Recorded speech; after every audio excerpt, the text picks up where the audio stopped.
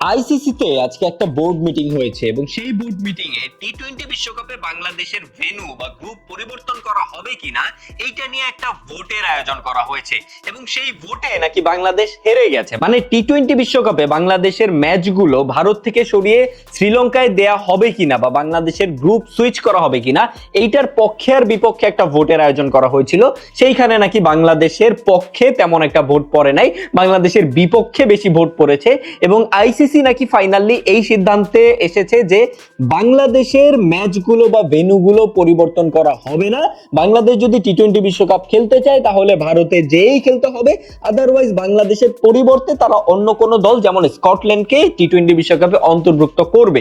এবং আইসিসি নাকি বাংলাদেশকে বা বিসিবিকে 24 ঘন্টার একটা আলটিমেটাম দিয়েছে যে এই 24 ঘন্টার মধ্যে বিসিবিকে অবশ্যই একটা ফাইনাল ডিসিশন আইসিসি কে জানাতে হবে। এখন যদি ক্রিকইনফোর করা এই নিউজটা সম্পূর্ণ সত্যি হয়ে থাকে, যদি আইসিসি এমন কোন সিদ্ধান্ত নিয়ে থাকে, যদি আইসিসি বিসিবি কে 24 ঘন্টার আলটিমেটাম দিয়ে থাকে, তাহলে আমি অন্তত একটু অবাক হইনি এবং আমার ধারণা বাংলাদেশি ক্রিকেট ভক্তরা বা বাংলাদেশ সাধারণ মানুষও খুব বেশি অবাক হবে না এই সিদ্ধান্তে। কারণ আমরা সবাই জানি যে আইসিসি ভারত দ্বারাই নিয়ন্ত্রিত, আইসিসি ভারত দ্বারাই পরিচালিত এবং আইসিসি কখনোই ভারতের বিপক্ষে যে কোনো সিদ্ধান্ত দিবে না। তাতে বাংলাদেশের দাবিগুলো যতই যৌক্তিক হোক না কেন, আইসিসি কখনোই ভারতের বিপক্ষে যে বাংলাদেশের পক্ষে কোনো সিদ্ধান্ত জানাবে না। কারণ আমরা জানি যে আইসিসির অর্থ যতই ইন্টারন্যাশনাল ক্রিকেট কাউন্সিল হোক না কেন, আইসিসি মোটেও কোনো নিরপেক্ষ সংস্থা না। আইসিসি প্রচন্ডভাবে ভারতের প্রতি বায়াসড একটা সংস্থা এবং আইসিসি সব সময় ভারতকে ফেভার দিবে,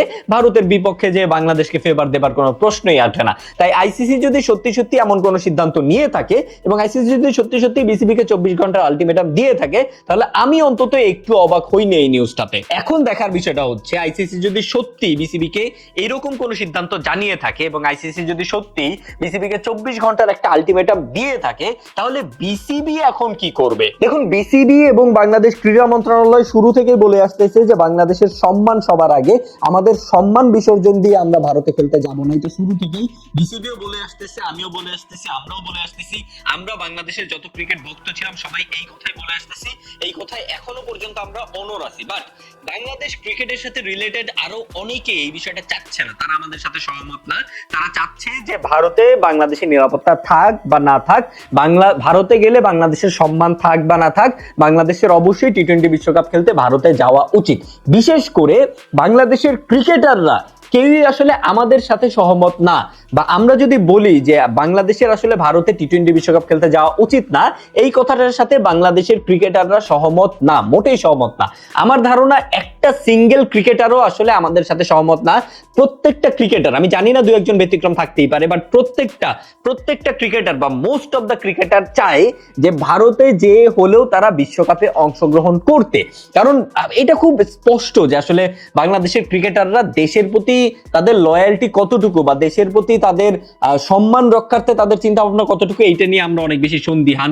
যেহেতু বাংলাদেশের ক্রিকেটারদের এর আগে পরেও আমরা একটু ফিনান্সিয়াল থিঙ্কিংটা বেশি করতে দেখছি, ফিনান্সিয়াল বেনিফিটটার দিকে তাদেরকে বেশি যুক্ত দেখছি। সো এই ক্ষেত্রেও প্রত্যেকটা বাংলাদেশি ক্রিকেটার বা অলমোস্ট প্রত্যেকটা বাংলাদেশি ক্রিকেটার আসলে চায় যে ভারতে যদি নিরাপত্তা সংখ্যা থেকেও থাকে, ভারতে গেলে যদি বাংলাদেশের সম্মানহানি হয়েও থাকে, তারপরও টি-20 বিশ্বকাপ খেলতে তারা ভারতে যেতে চায়। যদিও বাংলাদেশি কোনো ক্রিকেটার এখনো অবধি এই বিষয়টা নিয়ে প্রকাশ্যে কিছু বলে নাই, তারা পজিটিভ নেগেটিভ কিছুই বলে নাই। কোনো ক্রিকেটার এসে স্ট্রেট বলে নাই যে বাংলাদেশের সম্মানহানি হবে এমন কোনো কাজ আমরা করব না বা ভারতে যে আমরা বিশ্বকাপ খেলবো না, এরকম স্ট্রেট কার্ড উক্তি এখন পর্যন্ত কোনো ক্রিকেটার দেয় নাই। তারা সবাই বিষয়টা এড়িয়ে গেছে। বাট ইন্টারনাল নিউজ হচ্ছে বেশ কিছু ক্রিকেটার প্রকাশ্যে কিছু না বললেও ভিতরে ভিতরে আলোচনা করেছে যে তারা ভারতে যে বিশ্বকাপ খেলতে চায়। কারণ তারা জানে যে ভাই, আমরাও জানি যে বাংলাদেশ যদি ভারতে বিশ্বকাপ খেলতে যায় কি হবে, বাংলাদেশি কোনো প্লেয়ার কি মেরে ফেলবে বা খুব বড় কোনো অ্যাটাক করবে, এরকম কিছু হবে না, এটা আমরা জানি। বাট বিষয়টা হচ্ছে